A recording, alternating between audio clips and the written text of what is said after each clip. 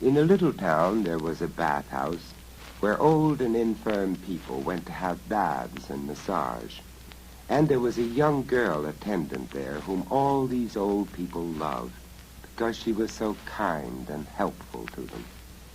Well, one day, so many old people came to the bathhouse that it was late at night before the girl had finished her work and could think of going home. And as she was tidying up and putting away the brushes and the sponges and the towels, she heard in the street outside the bathhouse a rattling of wheels and a jingling of harness and a clatter of hooves over the cobbles. She ran to open the door. What did she see?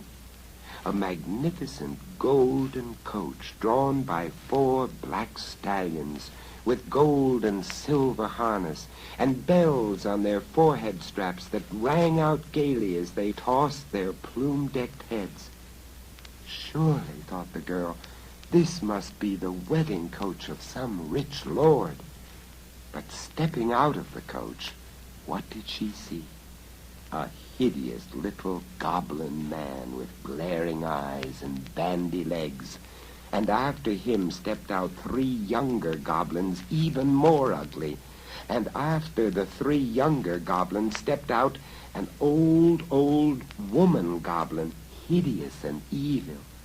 The girl quickly made the sign of the cross over the threshold, ran back into the bathhouse, and slammed the door. "Go away, go away, go away," she whispered under her breath. But the goblins didn't go away, although they couldn't come over the threshold because of the sign of the cross the girl had made. So the hideous little goblin man called out, "Come out here to me, my little daughter. Your bridegroom awaits you. I have chosen you as wife for one of my sons." The girl was very frightened, but she kept her wits about her, and she called back, "I am not ready to be married. I have neither clothes nor shoes." Then the goblin man called again and said, "Only tell me what clothes you need, my little daughter, and you shall have everything your heart desires." And as the girl stood thinking what next she should say, a little mouse crept up to her and whispered, "Listen, listen, don't be in a hurry. Tell the goblin what clothes you need, but tell him slowly, a garment at a time, for the dawn will come, but not yet." So the girl called out, "First of all, I need a silk chemise." Then the old woman goblin said to the 3 young goblins, "My grandchildren, which of you can go the quickest there and back again?" And the eldest of the 3 young goblins said, "I can go as swiftly as a wave." And the second said, "I can go as swiftly as the wind that drives the wave." And the youngest said, "But I can go as swiftly as a thought. I am here, I am there, I am back again, all at the same time." "Leap then, little grandson," said the old woman goblin. "Leap, leap, leap. Your feet are your fortune. It is you who will win a lovely bride." The youngest goblin leapt and vanished. He was here, he was there, he was back again, holding in his claws of hands a silk chemise. The old woman goblin threw the silk chemise in through the window of the bathhouse. "Here is your silk chemise, little daughter. Put it on and let us go, for the wedding bells are ringing under the earth, and the wedding guests are gathered together." "Take your time, take your time. The dawn is yet far off," whispered the little mouse, and the girl put on the silk chemise slowly. Oh, so slowly. "Is the silk chemise to your liking, little daughter?" called the old woman goblin. "Yes, it is to my liking," said the girl. "But I am not yet ready. I have no golden gown." "Go you quick as thought," said the old woman goblin to the youngest of her grandchildren. "Leap, leap, leap, be here, be there, be back again, and bring the bride a golden gown." The youngest goblin leapt and vanished. Then, in the winking of an eye, he was back again, carrying in his claws of hands a golden gown. The old woman goblin tossed the golden gown in through the window of the bathhouse, and the little mouse whispered to the girl, "Loiter, loiter, the dawn is not yet."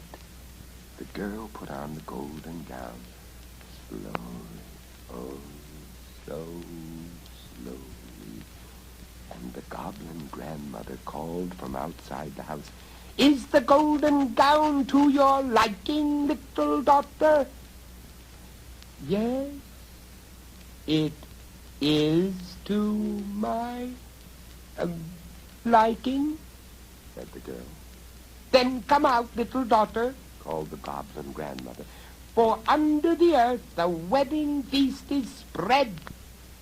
But the girl answered, "I am not yet ready.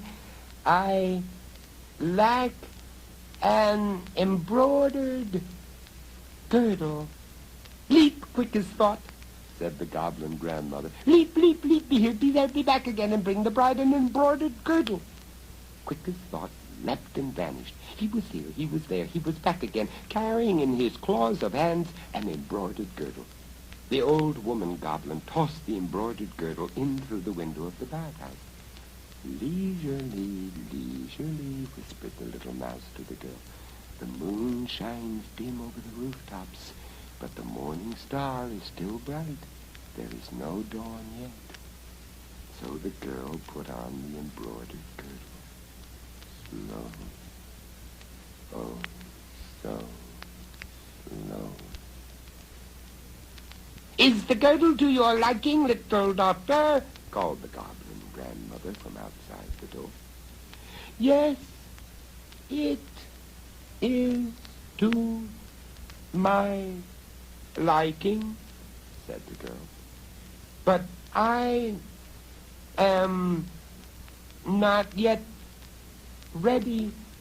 My feet are bare. I lack a pair of silver slippers." "Leap, leap, quick as thought, leap, leap, leap," said the goblin grandmother. "Be here, be there, be back again. Bring from down below a pair of silver slippers and win for yourself a lovely bride." Quick as thought leapt and vanished. He was here, he was there, he was back again, carrying the silver slippers. The old goblin woman tossed the silver slippers in through the window of the bathhouse. "Linger, linger," whispered the little mouse to the girl. "The dawn comes slowly nearer." And the girl put on the silver slippers slowly, oh, so slow. "Are the slippers to your liking, little daughter?" "Yes, they are to my liking, but I am not yet ready. I lack a diamond headdress." The old goblin woman sent quick as thought to fetch a diamond headdress, and when he brought it, she tossed it in through the window of the bathhouse. Little daughter," she called, "we cannot wait longer. Down under the earth, the wedding candles are burning low, and the wedding guests are muttering and complaining. Is the headdress to your liking?" "Yes, it is to my liking," said the girl. "Then put it on and come out quickly," called the old goblin woman. "You will have to go out now," whispered the little mouse to the girl. "But look in the coach and find fault, for the dawn is at hand." So the girl opened the bathhouse door and stepped out. There she stood on the threshold like a king's daughter, with the gold of her gown and the diamonds of her headdress gleaming and glittering. "Step into the coach, little daughter," said the old goblin man. And he opened the coach door and stretched out a horny hand to help her inside. But the girl drew back. "Oh, no, no, the coach is not to my liking. The seats are too hard." "Too hard, little daughter," said the old goblin man. "Too hard? The cushions are covered with silk and plumply stuffed with goose feathers." "I am not used to traveling on feather cushions," said the girl. "I must have the coach strewn with hay." The old goblin struck his hands together. "What can we do? Down under the earth there is no hay." The girl looked up at the sky. The moon was dropping down below the houses. The morning stars shone over the rooftops. And there in the east, did she see a glimmer of the dawn? No, not yet. "I ride on hay, or not at all," she said.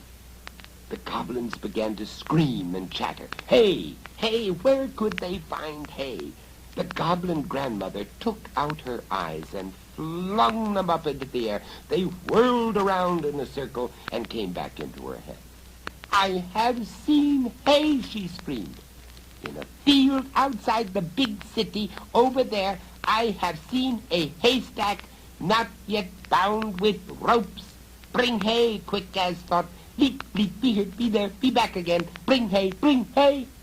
Quick as thought leapt and vanished. He was here, he was there, but he was not back again. The goblin screamed and danced with impatience, and the girl stood by the coach and looked up at the sky. Then a huge bundle of hay came rolling along the street and stopped beside the bathhouse, and from under the bundle crawled Quick as Thought. He was blue in the face and panting, and sweat streamed off him. The other goblins grabbed up the hay in armfuls and began stuffing it into the coach. "Hurry, hurry, hurry," they screamed, tumbling over each other. "Dawn is coming." They had the hay in the coach at last. The old goblin man seized the girl by the arm and said, "Get in, you hussy," he yelled. The girl put her foot on the step of the coach. She looked down at the ground. "There is yet one wisp of hay lying there," she said. "You must put that last wisp into the coach, or I do not enter."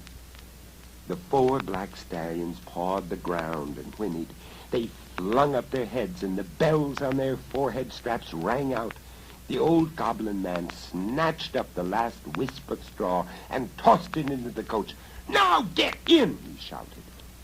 "I get in last," said the girl, "as befits a modest maiden." Then all the goblins crowded into the coach. The old goblin man stretched out his hand to help the girl in. The girl glanced back and up at the sky. Yes, in the east, the dawn was breaking. Cock-a-doodle-doo, cock-a-doodle-doo. All the cocks in the little town began suddenly to crow.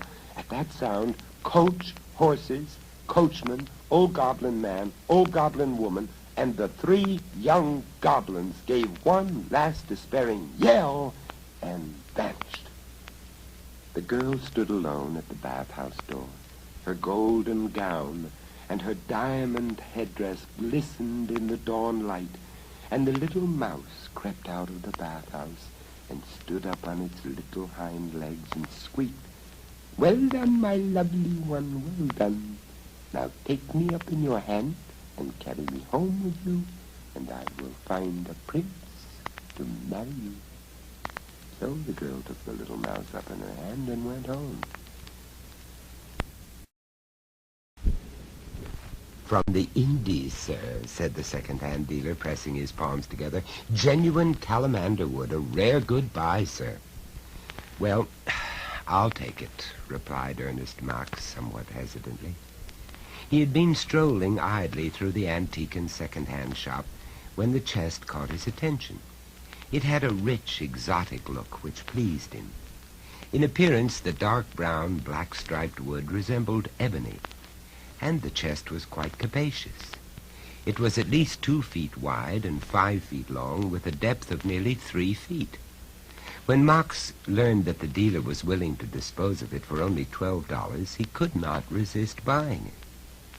What made him hesitate a little was the dealer's initial low price and quite obvious pleasure upon completing the transaction. Was that fine-grained wood only inlay, or did the chest contain some hidden defect? When it was delivered to his room the next day, he could find nothing wrong with it. The Calamander wood was solid and sound, and the entire chest appeared to be in fine condition.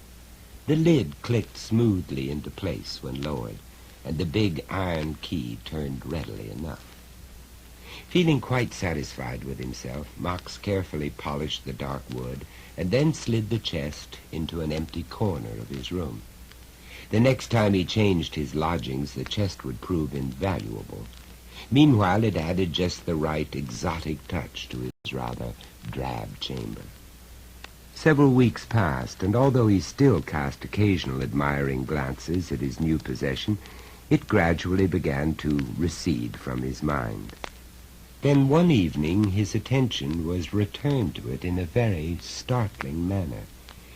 He was sitting up reading late in the evening when for some reason his eyes lifted from his book, and he looked across the room toward the corner where he had placed the chest.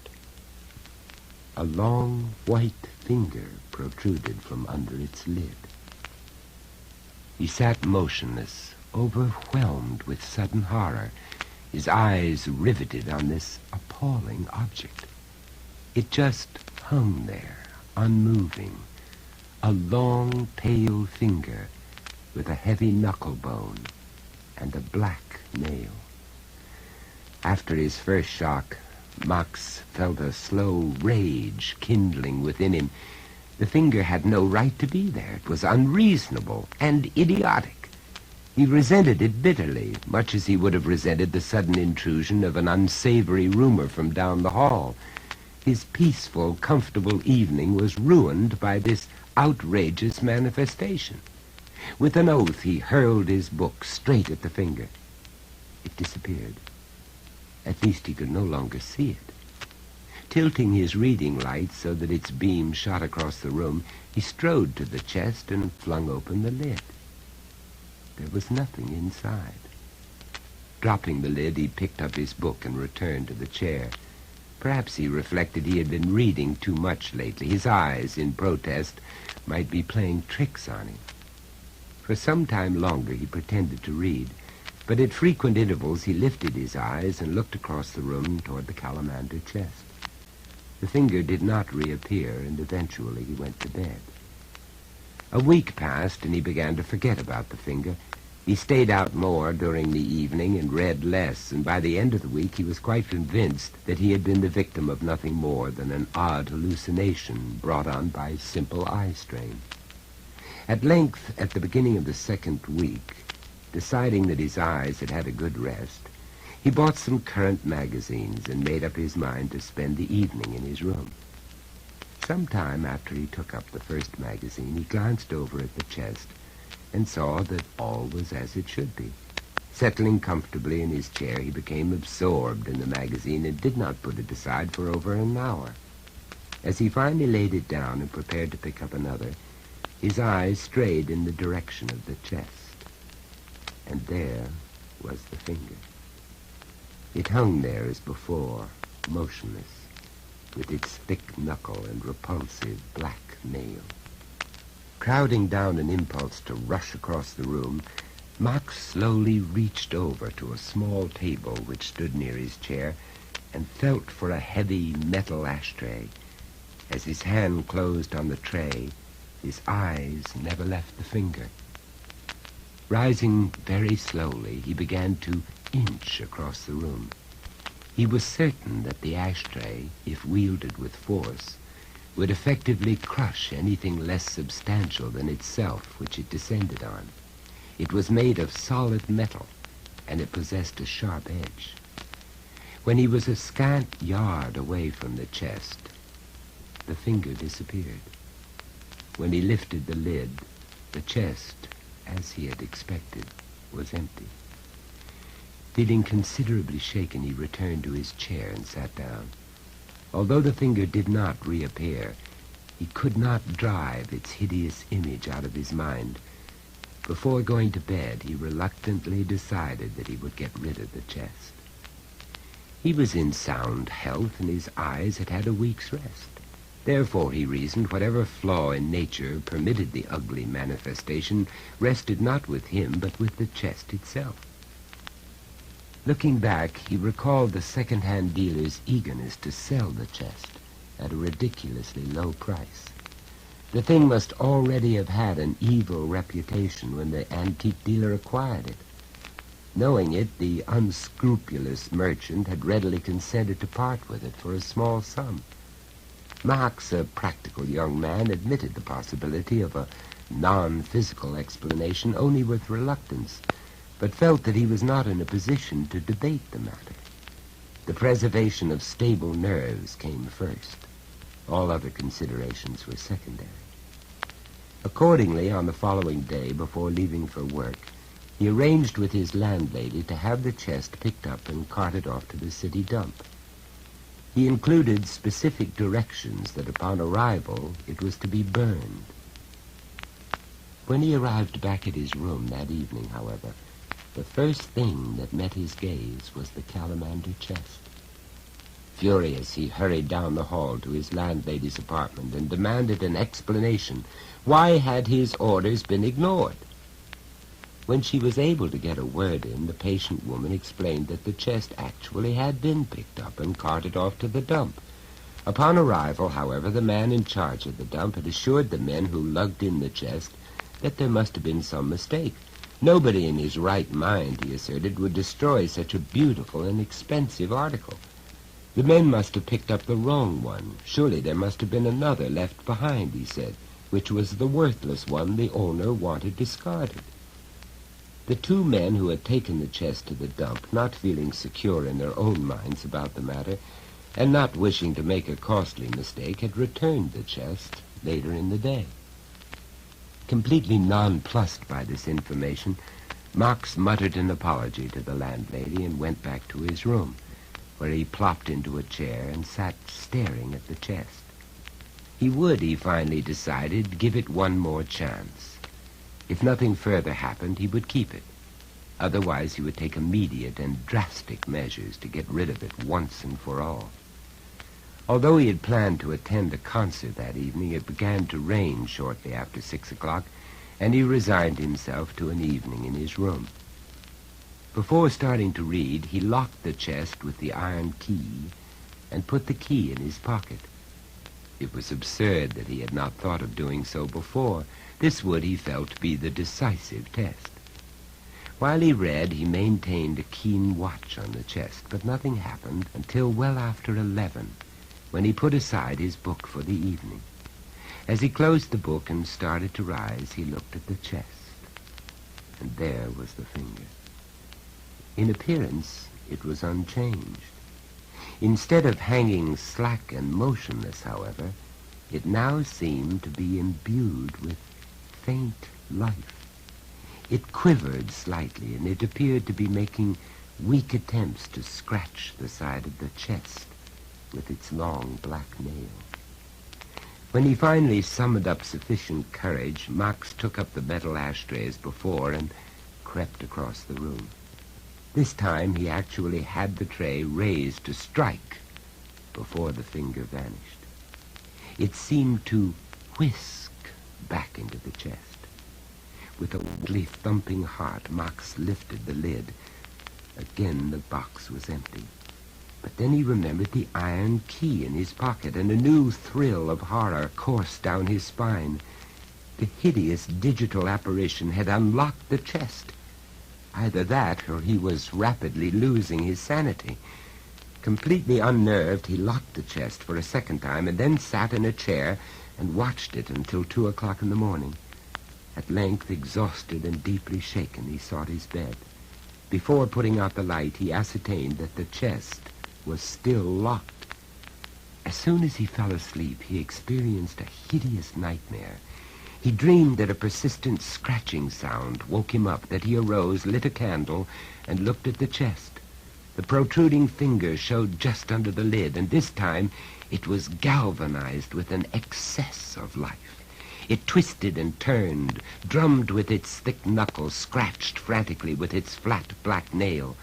At length, as if it suddenly became aware of his presence, it became perfectly still, and then very deliberately beckoned for him to approach. Flooded with horror, he nevertheless found himself unable to disobey. Setting down the candle, he slowly crossed the room like an automaton. The monstrous beckoning finger drew him on like some infernal magnet which attracted human flesh instead of metal. As he reached the chest, the finger darted inside, and the lid immediately lifted. Overwhelmed with terror, and yet utterly unable to stop himself, he stepped into the chest, sat down, drew his knees up to his chin, and turned onto his side. A second later, the lid slammed shut, and he heard the iron key turn in the lock. At this point in the nightmare, he awoke with a ringing scream. He sat up in bed and felt the sweat of fear running down his face. In spite of the nightmare, or because of it, he dared not get up and switch on the light. Instead, he burrowed under the bedclothes and lay wide awake until morning. After he had regained some measure of self-composure, he went out for black coffee and then, instead of reporting to his job, rode across town to the modest home of a truck driver and mover whom he had hired at various times in the past. After some quite detailed and specific plans had been agreed upon, he paid the mover $10 and departed with a promise to pay him an equal amount when the job was done. After lunch, considerably relieved, he went to work. He entered his room that evening with a confident air, but as soon as he looked around, his heart sank. Contrary to instructions, the mover had not picked up the chest. It remained in the corner, just where it had been. This time, Max was more depressed than angry. He sought out a telephone and called up the mover. The man was profusely apologetic. His truck had broken down, he explained, just as he was starting out to pick up the chest. The repairs were nearly completed, however, and he would absolutely be out to carry off the chest the first thing in the morning. Since there was nothing else he could do, Max thanked him and hung up. Finding himself unusually reluctant to return to his room, he ate a leisurely dinner at a nearby restaurant and later attended a movie. After the movie, he stopped and had a hot chocolate. It was nearly midnight before he got back to his room. In spite of his nightmare of the previous evening, he found himself looking forward to bed. He had lost almost an entire night's sleep, and he was beginning to feel the strain. After assuring himself that the Calamander chest was securely locked, he slipped the iron key under his pillow and got into bed. In spite of his uneasiness, he soon fell asleep. Some hours later, he awoke suddenly and sat up. His heart was pounding. For a moment, he was not aware of what had awakened him. Then he heard it. A furious scratching, tapping, thumping sound came from one corner of the room. Trembling violently, he got out of bed, crossed the room, and pressed the button on his reading lamp. Nothing happened.